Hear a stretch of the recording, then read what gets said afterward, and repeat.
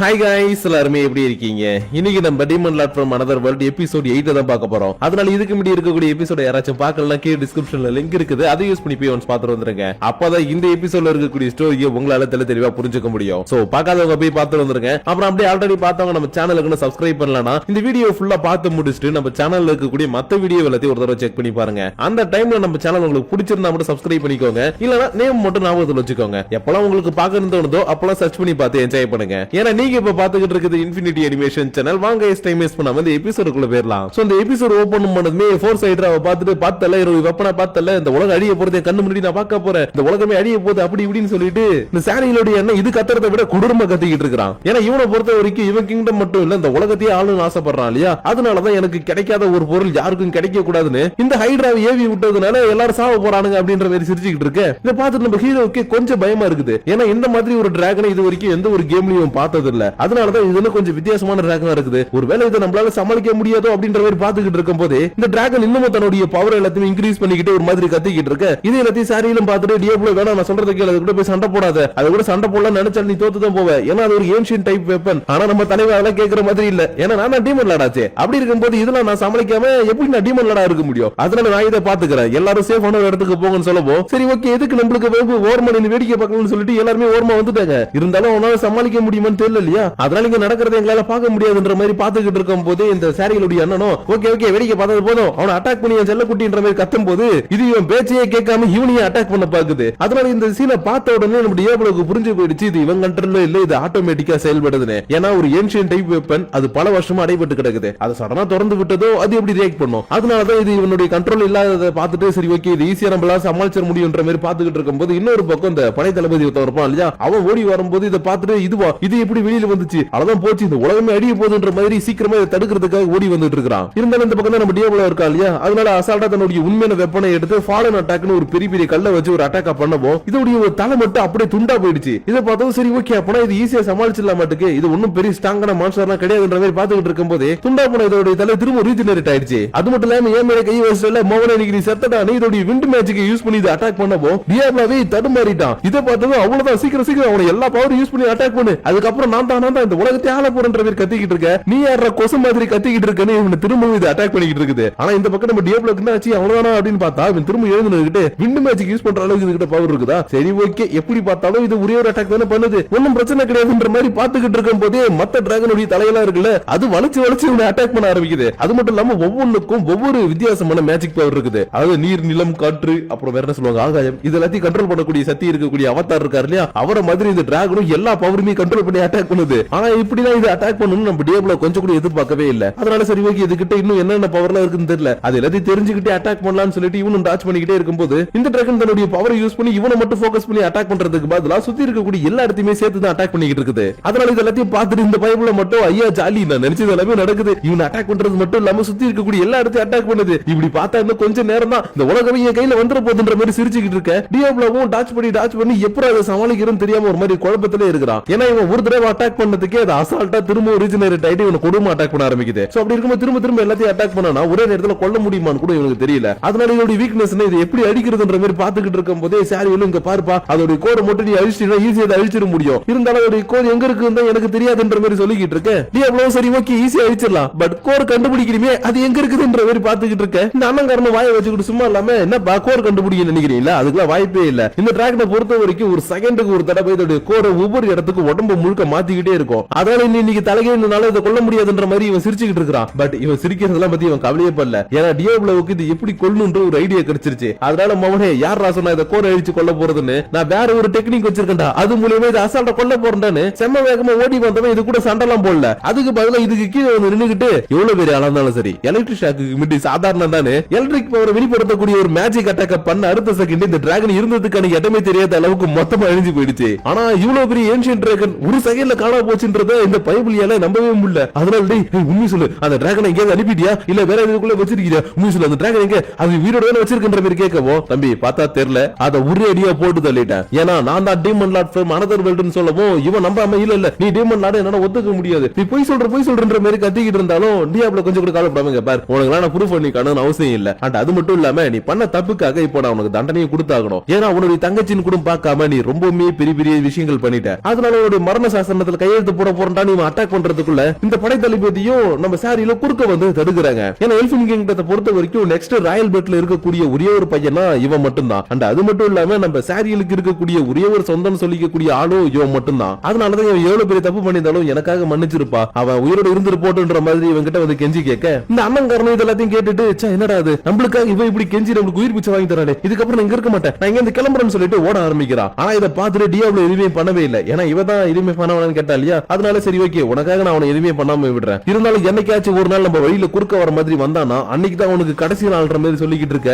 இவங்க சரி ஓகே இதுக்கப்புறம் அவன் வரமாட்டான், வந்தா பாத்துக்கலான்ற மாதிரி சொல்லிக்கிட்டு இருக்கிறா. ஆனா அதுக்குள்ள இந்த பக்கம் அண்ணங்காரனுடைய தலை துண்டா போகுது. இதை பார்த்ததும் எல்லாருமே இந்த இடத்துல அதிர்ச்சியில நின்றுட்டு இருக்க. யாரா இதை பண்ணதுன்னு பார்த்தா ராயல் கேபிட்டலுக்கு கீழே ஒர்க் பண்ணிட்டு இருக்கக்கூடிய அந்த கேல்பர்ட்ன்றவன் இருக்கான் இல்லையா, அவன் தன்னுடைய படையை கூட்டிட்டு இந்த இடத்துக்கு வந்திருக்கான். அதனால இவனை பார்த்ததும் இந்த படை தளபதி என்ன தைரியம் என்ன எங்களுடைய இளவரசர் மேல கையை வச்சிருப்போம்னு சொல்லிட்டு செம வேகமா வந்து அட்டாக் பண்ண வரான். ஆனா இவன் கிட்ட கூட நெருங்க முடியல, அந்த அளவுக்கு ரொம்ப ஃபாஸ்டான ஒரு பவரை யூஸ் பண்ணி அட்டாக் பண்ணிட்டு இருக்கான். இதுல வேற நம்ம சாரில் வேற ரொம்பவே பார்த்து பயந்து போயிருக்கா இல்லையா, அவளை பார்த்து முறைச்ச மாதிரி வேற வந்துகிட்டு இருக்கான். இதை பார்த்ததும் டியாப்லோ ஏன் உனக்கு இன்னையா கிறுக்கு பிடிச்சிருக்காயா, என் கிட்ட வர மாட்டேன், நான் உனக்கு ஹெல்ப் பண்ண மாட்டேன், நீ மட்டும் போய் பாத்துக்கோன்னு சொல்லிட்டு இந்த இடத்துக்கு எதுக்கு அவனுடைய படையை கூட்டிட்டு வந்துன்ற மாதிரி கேட்கவும் இவன் கூட என்னப்பா பண்றது, இந்த உலகத்தோட நன்மைக்காக நான் நிறைய விஷயங்கள் பண்ண வேண்டியது இருக்குது, அதனாலதான் என்னதான் உன்கிட்ட இன்னைக்கு சரணடைகிற அளவுக்கு தோத்து போயிருந்தாலும் எதிர்காலத்துல இவனால ஏதாவது பிரச்சனை வரும் இல்லையா, அதனால இவனை போட்டு தள்ளிட்டான். இருந்தாலும் இந்த எல்ஃபின் கிங்டத்துல இருக்கக்கூடிய எல்லாருமே திரும்ப அட்டாக் பண்றதுக்கு ஏதாவது ஒன்று பண்ணுவாங்க. அதனால மொத்தமா இவங்களுடைய சோழியை முடிச்சிடலாம் நான் ஒரு பிளான பண்ணிட்டேன். அதனால அந்த சாரியில என்கிட்ட ஒப்படைச்சிட்டு ஒழுங்கு மரியாதை என்னோட வேலையை பார்த்துட்டு போன்ற மாதிரி சொல்லவும் டியாப்லோ செம்ம காண்டாயிட்டு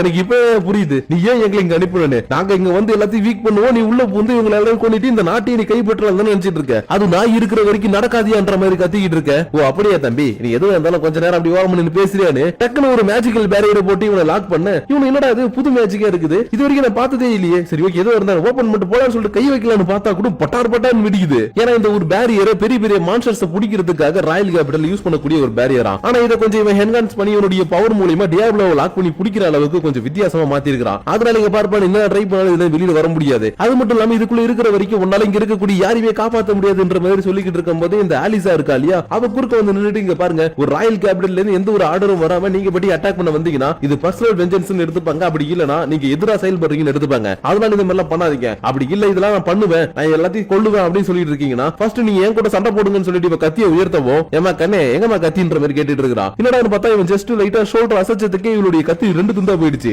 ஆனா ஷோல்டர் அசைச்சதுக்கு அந்த கத்தி ஒரு துண்டா போல இவன் தான் ரெண்டு துண்டா வெட்டி இருக்கிறான். அதனால இவன் பார்த்ததுக்கு அப்புறம் சரி ஓகே இவனும் என்ன மாதிரி நல்ல ஸ்ட்ராங்கஸ்டான ஒரு பர்சன் தான், ஆனா என்ன என் அளவுக்கு கிடையாது, என்னோட கம்மி தான், இருந்தாலும் இவன் கூட சண்டை போட்டு இவன் எந்த அளவுக்கு ஸ்ட்ராங்கா இருக்கான்றதை தெரிஞ்சுக்கணும். ஏன்னா என்னையும் எதிர்த்து நிக்கிறான் இல்லையா, அதனால நான் யாருன்றது இவனுக்கு காட்டணும்னா ஃபர்ஸ்ட் இதுல இருந்து வெளியில போகணும்னு இவன் எப்படி அந்த ஸ்லேவ் கலரை கைட்டுறதுக்காக மேஜிக் பவர் உள்வாங்கி பார்த்தானோ அதே மாதிரி இந்த இடத்துல இருக்கக்கூடிய மேஜிக்கை உள்வாங்கி பார்க்கவும் இவனுக்கு இதோடைய கோட் எல்லாம் தெரிய ஆரம்பிக்குது. ஆனா பின்னலா இருக்கக்கூடிய அந்த கோர் கிட்ட போறதுக்கு முன்னாடி இந்த பக்கம் இருக்கக்கூடிய அந்த கேல்பர்ட் என்ன பண்ணிடுறான், எல்லாரையும் அட்டாக் பண்ணுங்க, அதுலயும் முக்கியமா அந்த பிரின்சஸ் இருக்காளே அவன் மட்டும் எனக்கு உயிரோடு வேணும், அவளை வச்சுதான் அந்த மொத்த நாட்டையும் நம்ம அடி பண்ணி வைக்கணும்ன்ற மாதிரி சொல்லிக்கிட்டு இருக்க. இந்த சோல்ஜர்ஸ் ஓகே சார் அவங்க நாங்க இப்ப பிடிச்சிடுறோம் சார் சொல்லிக்கிட்டு இருக்கும் போது டியாப்லோவும் கரெக்டா இந்த கோரை கண்டுபிடிச்சு டிஸ்ட்ராய் பண்ணிட்டான். அதனால அசால்ட்டை உடைச்சிட்டு வெளியில வரவும் இந்த கேல்பர்ட்டும் பரவாயில்ல உன்னால இதை உடைக்க முடியும் எனக்கு தெரியும், ஆனா இவனை சீக்கிரம் உடைப்ப எதிர்பார்க்கல, அதனால ஃபர்ஸ்ட் இந்த பிரின்சஸ் பிடிக்கிறதுக்கு முன்னாடி உன்னுடைய கதையை முடிச்சுட்டு பிடிக்கிறேன்டான்ற மாதிரி சொல்லவும் இவனும் சரி ஓகே நான் சண்டை போறதுக்கு ரெடி தான், இருந்தாலும் எனக்கு நீ ஒரு விஷயத்தை சொல்லு, எதுக்காக இவங்களை கொல்லணும்னு வந்திருக்கிற, உனக்கு இன்னும் பிரச்சனைன்ற மாதிரி கேட்கவும் என்னப்பா உனக்கு புரியலையா, எத்தனை நாள் தான் இந்த ராயல் கேபிட்டலுக்கு கீழே சாதாரண ஒரு சோல்ஜராவோ ஒரு படை தளபதியாவோ இருக்கிறது, சீக்கிரமா கப்பு சிப்புன்னு ஒரு நாட்டை பிடிச்சி ஒரு பெரிய ஆளா மாறினா தானே ஒரு மதிப்பு மரியாதை கிடைக்கும். அதனாலதான் இங்க இருக்கக்கூடிய 4 கிங்டம்ல இருக்கக்கூடிய பெரிய கிங்டமான இந்த எல்பிங் கிங்டத்தை மட்டும் நான் பிடிச்சிட்டா பெரிய ஆளா மாறிடுன்றதுக்காக இவங்களை போட்டு தள்ளன்னு வந்தேன், ஆனா நீ குறுக்க வந்துட்ட,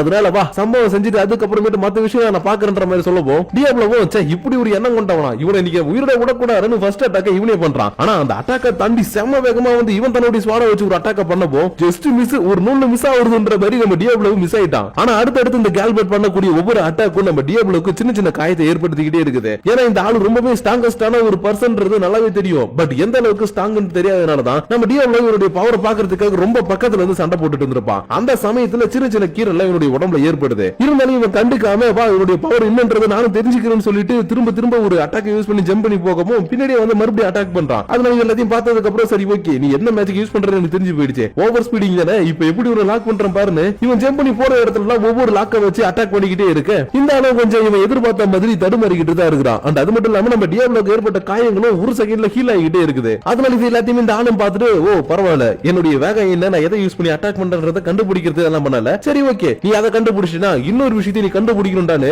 அடுத்த செகண்ட் இன்னும் கொடூர வேகமா மூவ் பண்ண ஆரம்பிக்கிறான். ஆனா இதை பார்த்துட்டு நம்ம டியாப்லோ கொஞ்சம் பயப்படவே இல்லை. ஏன்னா இந்த மாதிரியான ஒரு விளையாட்டை ஆல்ரெடி விளையாண்டுருக்காங்க. அதனாலதான் கோலா நின்னுக்கிட்டு நான் ஜஸ்ட் பிளேயர் இல்லடா, demon Lord from another world, என்ன தோக்கடிக்கிறது ரொம்ப கஷ்டம்டானு டக்குனு ஒரு அட்டாக்கை யூஸ் பண்ணவும் மொத்தமா ஃப்ரீஸ் ஆயிட்டான். இருந்தாலும் இந்த அட்டாக் வேகத்தை யூஸ் பண்ணி அட்டாக் பண்றான்றதுனால விரல்களை அசைக்கிறது மூலமா ஒரு வைப்ரேஷனை கிரியேட் பண்ணி இந்த ஐசியை உடைச்சிட்டு வந்து ஒரு அட்டாக் பண்ண ரொம்பவே பக்கத்துல வந்துட்டான். இன்னும் கொஞ்சம் போச்சுன்னா டியாப்லோடைய கழுத்தை துண்டா போயிடும். இருந்தாலும் டியாப்லோ இப்ப கூட கவலைப்படாம பிளாக் புல்லட்னு ஒரு அட்டாக் யூஸ் பண்ணிட்டு இருந்தான் இல்லையா, அந்த அட்டாக்கையும் லைட்னிங் அட்டாக்கையும் ஒன்னா யூஸ் பண்ணி லைட்னிங் புல்லட் அட்டாக்னு ஒரு அட்டாக் பண்ணவும் இந்த ஆளுக்கு செம்ம அடி வாங்கி எந்திரிக்க முடியாத அளவுக்கு கீழே விழுந்துட்டான். இருந்தாலும் இவர் விடுற மாதிரி இல்ல, எப்படியாச்சும் திரும்ப எழுந்து சண்டை போடலான்ற மாதிரி எழுந்திரிக்கவோ, யோ உனக்கு மனசாட்சி இருக்காதாயா, இன்னும் கொஞ்ச நேரம் என் கூட சண்டை போடினா கண்டிப்பா நீ இறந்துருவ, அதனால பேசாம போயிடு, இதுக்கப்புறம் நீங்க இருக்காதுன்ற மாதிரி சொல்லவோ, ஆமா நான் இங்க இருந்து கிளம்ப தான் போறேன், ஆனா இங்க இருந்து நான் போயிட்டு ஒரு பெரிய படையை கூட்டிட்டு வருவேன், ஏன்னா நான் ரொம்பவே ஸ்ட்ராங்கஸ்டான ஒரு பர்சன்றதுனால நான் என்னத்த சொன்னாலும் ராயல் கேபிட்டல் இருக்கிற மாங்க மாடையனுங்க அப்படி நம்பிடுவானுங்க. அதனால அவங்கள்ட்ட ரிப்போர்ட் பண்ணி அவனை கொல்ற அளவுக்கு மிகப்பெரிய ஆளுங்களை கூட்டிட்டு வருன்ற மாதிரி சொல்லிக்கிட்டு இருக்க. பக்கத்துல நிக்கக்கூடிய இந்த ஆலிசாவோ, ஓ அப்படியா சரி ஓகே, நானும் என் மங்குக்கு போயிட்டு ரிப்போர்ட் பண்றேன், ஏன்னா நானுமே ராயல் கேபிட்டல் சேர்ந்த ரொம்பவே நம்பகத்தன்மையான ஒரு ஆள் தான், அதனால அவங்கள்ட்ட நான் சொல்றது எடுபடுமா நீங்க சொல்றது எடுபடுமான்ற மாதிரி கேட்க, டியாப்லோவும் கூட சேர்ந்துக்கிட்டு இங்க பார் நீ என்ன வேணா பண்ணிக்கோ, நீ யாருக்கிட்ட வேணா போய் சொல்லிக்கோ, எனக்கு அதெல்லாம் பத்தி கவலையே கிடையாது, ஏன்னா நான் தான் demon Lord from another world, அப்படி இருக்கும்போது நீ எனக்கு எதிராவோ இல்ல இந்த எல்ஃபின் கிங்டத்துக்கு எதிராவோ ஏதாவது பண்ணணும்னு நினைச்சுனா நீ உன்னுடைய ராயல் கேபிட்டல் இருந்ததுக்கான தடமே தெரியாம அழிச்சிருன்ற மாதிரி சொல்லவும் இந்த அளவு ஒரு செகண்ட் யோசிச்சு பார்த்துட்டு சரி ஓகே இவன் நம்மளை விட ரொம்ப ஸ்ட்ராங்கஸ்டா தான் இருக்கிறான், அதனால இவனை விட ஸ்ட்ராங்கா இருக்கக்கூடிய ஒரு பசங்க கூட்டிட்டு வந்து இவன் கூட சண்டை போடலாம், அது வரைக்கும் இவன் பக்கமே வரக்கூடாது, அதுதான் நம்மளுக்கும் நம்மள சுத்தி இருக்கவங்களுக்கு இப்போதைக்கு நல்லதுதான் சொல்லிட்டு அடுத்த செகண்ட் தன்னுடைய மொத்த சோல்ஜர்ஸையும் கூட்டிட்டு இந்த இங்க கிளம்பி போயிட்டாரு. அதனால எல்லாத்தையும் பார்த்துட்டு இருந்த ரெமோ நம்ம டியாப்லோ கிட்ட வந்துட்டு பரவாயில்லப்பா நீங்க இருக்கிறவங்களுக்கு ஹெல்ப் பண்ணணும் அவசியமே இல்ல, பட் இவங்களுக்காக நீ சண்டை போட்டு அந்த ஆளை துரத்தி விட்டல, அதை நினைக்கும் போது எனக்கு ரொம்பவே சந்தோஷமா இருக்குது, அது மட்டும் இல்லாம உங்ககிட்ட எக்கச்சக்கமான ஹீலிங் போர்ஷன் எல்லாம் இருந்ததுல அதெல்லாம் எடுத்துட்டு வந்திருக்கேன்ற மாதிரி கேட்கவும், எடுத்துட்டு வந்திருக்கேன்ப்பா, ஏன் இது உனக்கு தேவையான்ற மாதிரி கேட்க, இல்ல எனக்கு இல்ல இங்க இருக்கக்கூடிய நிறைய பேர் அடிபட்டு இருக்காங்க அவங்களுக்கு தான் தேவைப்படுதுன்னு சொல்லவும், அதுக்கு நான் தாராளமா எடுத்துக்கோ எவ்வளவு வேணாலும் கேள்வி திரும்ப ரெடி பண்ணி தரன்ற மாதிரி சொல்லிக்கிட்டு இருக்க.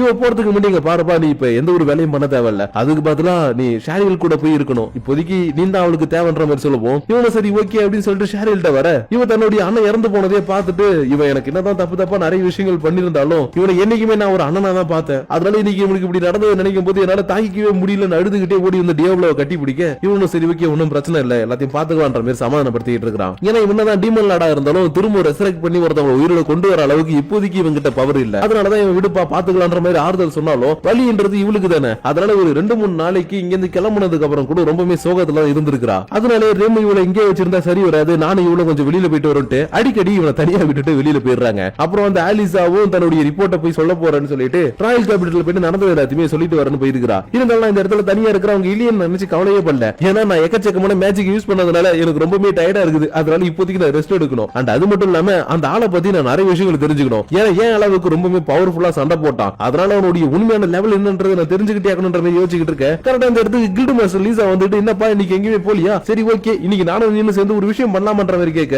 இவன் கொஞ்சம் ஷாக்கா திரும்பி பார்த்துட்டு என்னப்பா இன்னத்தை கேட்கற மாதிரி கேட்கவும், இல்லப்பா இந்த விஷயத்தை நம்ம ஷேர் பண்ணிக்கலாமான்ற மாதிரி இவ கிட்ட இருக்கக்கூடிய ஒரு வயனை காட்ட, இவனை பார்த்துட்டு வயனா சரி ஓகே குடிக்கலாம் தான் யோசிக்கிறான், பட் இது வரைக்கும் இவன் அந்த ஆல்கஹால் கண்டென்ட் எடுத்துக்கிட்டதே இல்ல, அதனால இதை ஒரு மாதிரி வித்தியாசமா பாத்துக்கிட்டு இருக்க, இவனும் என்னப்பா நீ தெரியுது குடிச்சது என்ற மாதிரி கேட்டு அசிங்கப்படுத்துற மாதிரி கேட்கிறா. அதனால கேட்டதும் இது நான் குடிச்சது இல்லையா, நான் ஒரு டீமன் லார்ட், இதெல்லாம் நான் எக்கச்சக்கமா குடிச்சிருக்கேன் தெரியுமா, இதெல்லாம் எனக்கு சப்பமேட்டர் சால்ட் வாட்டர்னு எடுத்து ஒரு பச்சுக்கு ஒரு அடி அடிச்சுட்டாப்புல, ஆனா என்ன ஒரு கிளாஸுக்கே இவன் மட்டையார அளவுக்கு போயிட்டான். அது மட்டும் இல்லாம இவன் ரியல் வேர்ல்டுல எப்பயுமே ஒரு பொம்மையை புடிச்சுக்கினே தூக்குவானா, அந்த பொம்மை மாதிரி இவனுடைய கண்ணுக்கு இவன் தெரியவோ, ஐயன் செல்ல குட்டி இவனை நான் ரொம்ப நேரம் மிஸ் பண்றேன் தெரியுமா புடிச்சு போட்டுட்டு இவளை கட்டி பிடிச்சிட்டு படுத்து கிடக்க, இவன் ஐயா விட்டுறாடே கொடுமை பண்ணாரா, நான் ஒரு கில்டு மாஸ்டர் என்ன இந்த நிலைமையில யாராவது பார்த்தாங்கன்னா தப்பு தப்பா நினைப்பாங்கன்ற மாதிரி கதறிக்கிட்டு இருக்கா. பட் இவன் விடாம என் பொம்மை குட்டி நீ போகலன்ற மாதிரி கட்டி பிடிச்சிக்கிட்டு இருக்க. அப்படி இந்த இடத்துல இந்த எபிசோட பிடிச்சிட்டாங்க. சோ गाइस நீங்க பார்த்த இந்த எபிசோட உங்களுக்கு பிடிச்சிருக்கும்னு நினைக்கிறேன். அண்ட் அது மட்டும் இல்லாம நம்ம டியாப்லோ அளவுக்கு இப்ப நிறைய பேர் பவர்ஃபுல்லா வர ஆரம்பிக்கிறாங்க. அதாவது இந்த தளபதி சொன்னோம் இல்லையா, இவன மாதிரி இன்னும் நிறைய பேர் வருவாங்க. அது மட்டும் இல்லாம புது புது கேரக்டர்ஸும் நிறைய பேர் உள்ள இன்டராக்ட் பண்ணி வித்தியாசமான சில விஷயங்கள் எல்லாம் பண்ணுவாங்க. அதனால இதுக்கப்புறம் என்ன நடக்க போகுது ஏது நடக்க போகுதுன்றது எல்லாத்தையும் இதுக்கப்புறம் வரப்போ எபிசோட்ல பார்த்து தெரிஞ்சுப்போம். ஆனா அதுக்கு முன்னாடி ஒரு விஷயத்தை சொல்லிடுறேன், இந்த எபிசோடு எல்லாமே கொஞ்சம் 18+ ஆன எபிசோட். அதனால சில சீன்ஸ் வைக்காம என்னால ஸ்டோரிய நகுத்தவே முடியல. அதனால நானும் முடிஞ்ச அளவுக்கு நடந்ததை சொல்லாம கொஞ்சம் வித்தியாசமா சொல்லி உங்களுக்கு சீனை புரிய வைக்கிறதுக்காக ட்ரை பண்றேன். அதனாலதான் யாராச்சும் உண்மையான எபிசோட் பார்த்துட்டு வந்திருக்கீங்கன்னா கண்டிப்பா நான் சொல்லக்கூடிய ஸ்டோரி உங்களுக்கு கொஞ்சம் வித்தியாசமா தெரியும். ஆனா கவலைப்படாதீங்க, எல்லாத்தையுமே நான் கரெக்டா ப்ராப்பரா கொண்டு போய் எண்டிங் முடிக்கும் போது உங்களுக்கு எல்லாருக்கும் புரியுற மாதிரி இந்த ஸ்டோரியை பர்ஃபெக்ட்டா முடிச்சு கொடுத்துருவேன். அதனால ஒரிஜினல் எபிசோடையும் நான் எக்ஸ்பிளைன் பண்ணதையும் பார்த்துட்டு யாருக்கும் உடம்பிடாதீங்க, ஓகேவா? அப்புறம் வேற என்ன சொல்லணும்னு நினைச்சேன், வேற ஏதோ இப்போதைக்கு தோணல, மத்தபடி ஏதாச்சும் தோணுச்சுன்னா இதுக்கப்புறம் வரப்போற எபிசோட்ஸ்ல நான் சொல்றேன். ஆனா அதுக்கு முன்னாடி உங்களுக்கு இந்த வீடியோ பத்தி என்ன தோணுது, நீங்க இதை பத்தி என்ன நினைக்கிறீங்கன்றது எல்லாத்தையும் மறக்காம கீழே இருக்கக்கூடிய லைக் ஷேர் பட்டனை தட்டி விட்டுட்டு அதுக்கு கீழே இருக்கக்கூடிய கமெண்ட் செக்ஷன்ல கமெண்ட் பண்ணுங்க. அப்படியே கொஞ்சம் முடிஞ்சதுன்னா உங்களுடைய ஃப்ரெண்ட்ஸ் அண்ட் ஃபேமிலிக்கு ஷேர் பண்ணி விடுங்க. உங்களை நான் நெக்ஸ்ட் எபிசோட மீட் பண்ற வரைக்கும் உங்களிடமிருந்து விடைபெறுவது உங்கள் நான்.